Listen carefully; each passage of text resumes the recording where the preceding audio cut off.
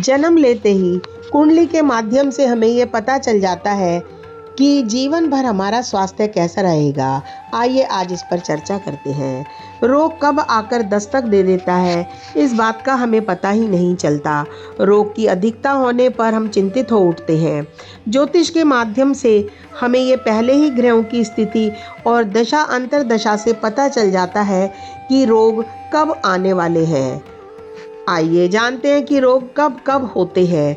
जो ग्रह लग्नेश के शत्रु होते हैं उसकी दशा अंतरदशा में ग्रह की प्रकृति के अनुसार रोग होते हैं। छठे, 8वें और 12वें भाव के स्वामी की दशा अंतरदशाओं में रोग उत्पन्न होते हैं। जब वक्री ग्रह का संबंध लगन या लग्नेश से हो जाए तो इस समय रोग अवश्य ही उत्पन्न होते हैं। पापी ग्रह शनि, मंगल और राहु विशेष रूप से कष्टकारी और रोग कारक होते हैं। जब ये तीनों ग्रह मंगल, शनि और राहु छठे भाव या लगन से संबंध बनाते हैं तो ये हमें अवश्य ही रोग देते हैं। 22वां दृष्टिकांड और 64वां नवांश भी रोग देने के लिए उत्तरदायी है। जब 22वें दृष्टिकांड के स्वामी और 64वें नवांश के स्वामी की दशा अंतरदशाएं आती हैं तो उनमें हमें मृत्यु तुल्य कष्ट मिलता है। छठे, 8वें और 12वें भाव के स्वामी की दशा में यदि इन्हीं भाव के स्वामियों की अंतरदशाएं आ जाएं तो रोग जरूर उत्पन्न होते हैं और ये रोग असाध्य होते हैं।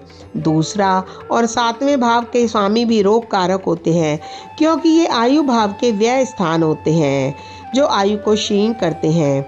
आइए अब जानते हैं कि रोग कौन सा होगा। ग्रहों की प्रकृति और स्वभाव के अनुसार रोग होते हैं। उदाहरण के लिए सूर्य हृदय, आँखों आदि संबंधी बीमारी देता है तो वहीं चंद्रमा खांसी, एलर्जी और टीबी आदि की बीमारी दे देता है।